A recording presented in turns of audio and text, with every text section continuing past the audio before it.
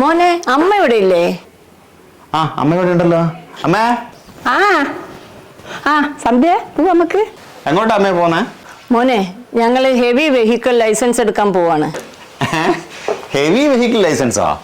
ആടാ ഞങ്ങൾക്കു കൊട്ടാരക്കര നന്ദാവനം ബസ്സിലെ ബിജിയെ പോലെ ആവണം. ബിജിയോ? അതാരാ അമ്മ?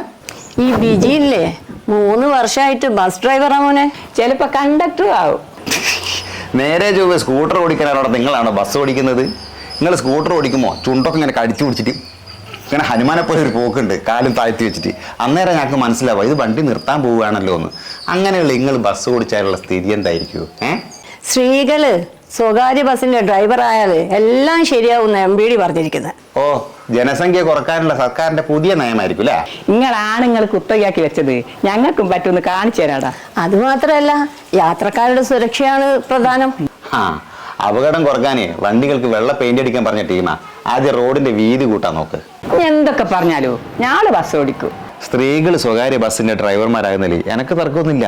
ഇതിപ്പോ സെക്കൻഡുകളുടെ ഗ്യാപ്പിൽ പെർമിറ്റ് കൊടുക്കുകയും ചെയ്യും, മാസാമാസം ലക്ഷക്കണക്കിന് ഉറുപ്പ്യ ടാക്സ് ആക്കി മേടിക്കുകയും ചെയ്യും. എന്നിട്ട് ഡ്രൈവർമാർ നന്നാണെന്ന് പറയില്ല. എന്താ അർത്ഥമുള്ളത്?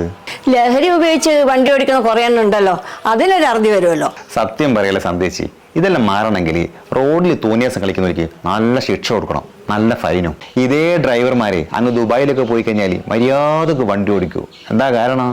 അവിടുത്തെ നിയമം ഭയങ്കര സ്ട്രിക്റ്റാ.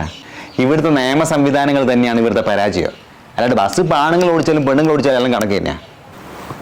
അതൊരു ശരിയാ.